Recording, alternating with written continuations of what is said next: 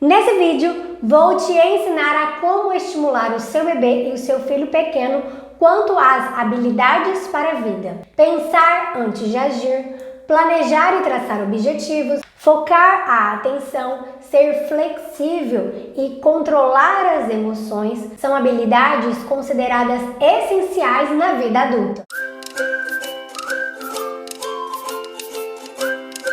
Oi, eu sou a Keila, bem-vindos de volta ao meu canal Movimento aqui de Sem Neuro. É muito bom ter você comigo aqui mais uma vez. Segundo Sean Koff, essas habilidades para a vida se desenvolvem desde a infância até a vida adulta. Mas é crucial formar uma base desde os primeiros meses de vida, porque quanto mais essas habilidades forem testadas, forem colocadas em prática, melhores elas serão. Segundo ele, sem essa base será mais difícil aprender mais adiante durante a vida adulta. O mau desenvolvimento dessas funções resulta em adultos menos produtivos, com menos possibilidades de trabalhar em equipe, de ter habilidade para trabalhar em equipe e com piores traquejos sociais e autocontrole. Primeira questão que você precisa saber antes de aprender a estimular as habilidades para a vida. Em lares de pais imprevisíveis, violentos, com histórico de vícios e com questões de saúde mental, os bebês e crianças pequenas expostos a esse tipo de ambiente que traz estresse tóxico para o cérebro dessas crianças, vai impedir o desenvolvimento de circuitos no cérebro dessas crianças. Então, primeiro, o ambiente dessa casa precisa ser alinhado, precisa ser ajustado. Esse ambiente precisa ser cuidado. Segunda questão, todas as estimulações que vocês verem, que eu vou deixar de sugestão aqui para vocês, são estimulações motoras, mas que essas estimulações motoras de movimento que mexem com o corpo também são estimulações que afetam aspectos cognitivos e emocional do bebê e da criança pequena. Então, o motor não serve só para estimular o movimento, só para estimular a motricidade fina, ampla, equilíbrio, tônus, lateralidade. Não. O motor também trabalha com a cognição, também trabalha com a emoção e também favorece novas conexões neuronais no cérebro do seu bebê e da sua criança. Primeira faixa etária, vou dar sugestões aí para 6 a 18 meses. Vão ser sugestões de brincadeiras que estimulam a focar a atenção, usar a memória operacional, que é importante para a compreensão da linguagem, o raciocínio e o aprendizado, e praticar o autocontrole. Primeira sugestão, brincar de escondeu e achou. Sabe aquela brincadeira que a gente coloca um paninho no rosto? E aí a criança tem que vir e tirar para achar a gente? Ou que a gente faz com o bebê e que ele vai e tira? É essa brincadeira aí. Nessa brincadeira que você está fazendo aí com o seu bebê, está ajudando o seu bebê a exercitar a memória. Ali o bebê primeiro tem que se lembrar quem é que está escondido e tem que esperar que essa pessoa se revele. Então, ó, por exemplo, faz de conta que eu tô com um paninho no rosto. Então a criança tem que tentar lembrar, cadê a minha mamãe? Ah, tem um paninho que tá tampando a minha mamãe, escondendo ela. Ela tem que esperar que essa pessoa vai tirar ou que ela mesma arranque esse paninho. Então a gente já tá trabalhando essa questão cognitiva aí no bebê nessa brincadeira. Segunda sugestão, pegue um brinquedo ou um objeto e esconda para que o bebê procure. Então, por exemplo, eu vou usar esse dinossauro e você esconde e pede pro bebê procurar. Cadê o dinossauro? Cadê? E o bebê que tem que tirar aqui. Se ele não entendeu, você faz. Achou o dinossauro. E aí esconde. Cadê o dinossauro? Cadê o dinossauro? E ele que vai tirar. À medida que o seu bebê vai entendendo a brincadeira, começa a perguntar para ele o que é que ele achou. Esconda vários e pede para ele falar para você o que é. Você vai aumentando o desafio conforme ele for entendendo e for percebendo essa questão dessa brincadeira. Aqui a gente também está fazendo de novo a questão da memorização, só que agora com um objeto. Uma outra sugestão ainda é você pegar 3 copos iguais ou 3 potes, que nem eu vou pegar aqui os meus de sorvete. E aí eu vou deixar para baixo, viradinho, e eu vou pegar um objeto para esconder. Vou usar aqui o pregador. Vou pegar um pregador menor para ser mais fácil. Aqui. E aí eu vou esconder isso daqui embaixo de um dos 3 potes. E a criança vai ver você escondendo. Então eu vou esconder aqui e aí eu vou misturar. E a criança tá vendo você fazer isso. E aí você vai pedir para ela mostrar para você. E até aqui, que habilidades para a vida que a gente está ensinando? Além da questão de memorização, a gente está ensinando a criança a pensar antes de agir. Terceira sugestão, jogos de adivinhação. Como que você vai fazer isso? É bem legal para você desafiar esse bebê a seguir os comandos do adulto, fazer ela lembrar, fazer ela prestar atenção e esperar a vez dela. Você pode pegar blocos de montar e, independente da ordem das cores dele, você pode, ou do formato, você pode empilhar 2 blocos e pedir para que o bebê faça igual. Você pode empilhar 3 blocos e pedir para que o bebê faça igual. Você lembra que quanto menor, mais fácil. Maior, você vai dando mais dificuldade. Então a gente de novo aqui está ensinando essa criança a raciocinar, pensar e depois ela fazer. E a gente está ensinando ela também a esperar a vez dela, que isso é algo que hoje em dia as nossas crianças não estão sabendo fazer, né? Pelo excesso de tempo nas telas, as telas alterou essa questão de tempo de espera das nossas crianças. Também, em vez de usar os brinquedos, você pode pedir para a criança imitar gestos. Você faz movimentos, por exemplo, você faz algum movimento com as mãos e ele tem que fazer, você faz um movimento com o rosto e ele tem que fazer, caretas, e a criança repete. Então pode ser usando os brinquedos ou usando o próprio corpo, a questão gestual também. E a quarta sugestão e última para essa faixa etária é você nomear o nome das coisas. Enquanto você está brincando com seu bebê que está no período de aprender a falar, faça isso de forma funcional. O que é funcional? É durante a brincadeira. Enquanto você está brincando, enquanto você está fazendo alguma coisa por ele, por exemplo, foi pegar uma roupa para ele, foi lá dar banho nele, é algo funcional. Então, de forma funcional, vocês podem ir nomeando as coisas. Enquanto vocês estão brincando de comidinha, você está fazendo um papai de arroz, você está fazendo um papá com cenoura, você está fazendo uma sopa, e o que você vai usar nessa sopa? Uma cenoura, um tomate, uma carninha, um macarrão. Vai nomeando, isso é ser funcional durante a brincadeira. O que é ser o papagaio? É pegar isso e falar para a criança, dinossauro, repete, dinossauro. Isso não vai ajudar o seu filho quanto ao desenvolvimento da fala. E isso também não vai auxiliar nessas habilidades para a vida. Nessa questão de saber as coisas, de conhecer, de instigar a curiosidade nessa criança. É isso que a gente está fazendo, com que ela queira aprender as coisas, está instigando essa curiosidade. Que são habilidades tão importantes para a gente quando a gente é adulto, mas que lá na infância a gente está esquecendo de ensinar para as nossas crianças. Então, fica aí essas 4 sugestões para essa faixa etária. E você, teria mais alguma sugestão dentro dessas 4 propostas aí? Você pensou em alguma coisa? Coloca lá nos comentários a ideia que você teve e coloca para que faixa etária você pensou aquela sugestão de atividade. 18 a 36 meses. É uma etapa de rápido desenvolvimento da linguagem que, por sua vez, ajuda no desenvolvimento de funções executivas ao se relacionar a pensamentos e ações e ao cumprimento de regras. Ofereça o máximo possível de oportunidade para a criança experimentar novas habilidades, como, por exemplo, brincar de jogar e pegar bola, pular, correr para cima e para baixo, e comece a estipular regras simples, como, por exemplo, correr daqui até um certo ponto. Segunda questão, sabe quando eu falei lá da gente nomear os objetos? Então aqui a gente vai dar um pouquinho mais de dificuldade para essa criança. Agora ela está um pouquinho maior, a gente já pode começar a questionar algumas coisas para ela. Então, em vez de a gente ficar falando o nome das coisas, dos objetos, dos brinquedos, a gente pode ir narrando uma brincadeira que essa criança está fazendo. Você vai brincando ali e vai conversando com essa criança. E você vai dar o tempo para que ela também te responda. Então você vai começar a questionar para ela algumas coisas. Por exemplo, o que você vai fazer a seguir? Será que você consegue colocar esses blocos nesse pote? Como se você estivesse desafiando, então você está convidando ela para algo. Aí você pode pegar um brinquedo, um objeto e mostrar para a criança e falar: qual é a forma de brincar com isso? O que a gente pode fazer com esse brinquedo? Então você vai começar a trazer essas questões de nomear mais como um questionamento, fazendo com que essa criança pense e você pare de dar as respostas para ela, para que ela analise o ambiente. 3. Pedir para a criança fazer categorização. Essa atividade vai ensinar a criança a seguir regra, memorizar essa regra e fazer essa regra, ir para a prática.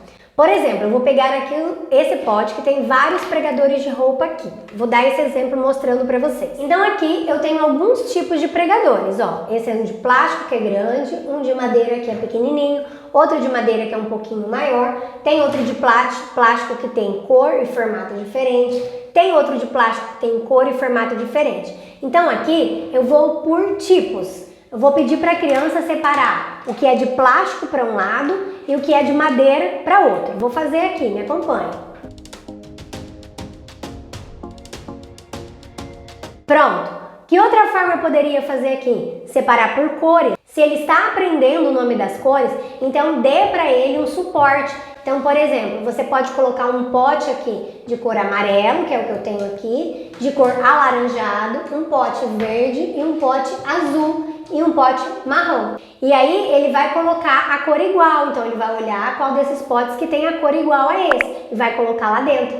E aí a gente está trabalhando essas questões aí de entender qual que é a regra, de memorizar o que ele tem que fazer e de ir para a prática fazer. 4. Converse com a sua criança sobre sentimentos. É muito importante a gente conversar com as crianças pequenas sobre o que elas estão sentindo. Somos seres humanos, a gente fica feliz, fica triste, fica chateado, fica entediado, a gente fica com dor, a gente fica com raiva, fica bravo. Então você precisa ir conversando com o seu filho para ele aprender o que é aquilo que ele está sentindo. Muitas vezes ele não sabe, daí vai aparecendo um comportamento, batendo, mordendo, falando um palavrão, se ele já ouviu alguém falar, ele vai repetir, empurrando, caindo no chão e fazendo birra, pirraça, chorando à toa no sentido de que não tem nenhum motivo aparente. Então o comportamento mostra uma criança que não está entendendo os seus sentimentos, que não está sabendo expressar. Por isso que é muito importante.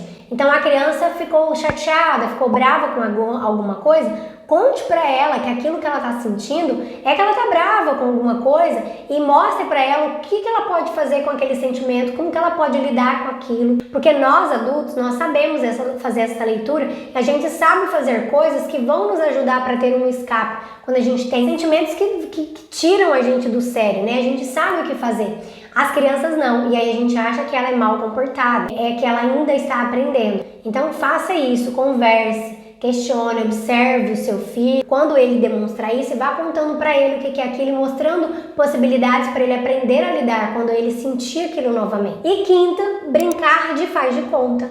Brincar de faz de conta traz muitos ensinos dessas habilidades para a vida, que é brincar de imitar os adultos. Então, brincar que você está limpando a casa, varrendo a casa, está fazendo uma comidinha, você é um mecânico, é um lava-jato, é um médico veterinário, um dentista, enfim. Traz essas brincadeiras do faz de conta, porque também vai ensinando essas questões sociais, vai ensinando essa questão do trabalho, da responsabilidade. Traz a sua criança nessa questão aí do faz de conta para participar na organização da casa. Começa a deixar ele responsável por algumas coisas.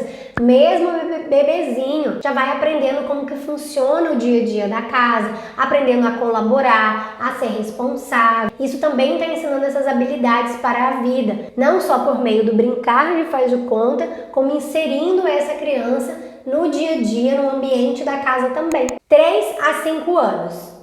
Essa é uma das fases de maior desenvolvimento das funções executivas. O objetivo principal é que elas consigam aos poucos e em seu ritmo ir dependendo menos da regulação dos adultos. Então é importante ir dando autonomia sempre que possível. Número 1, brincar de imaginar.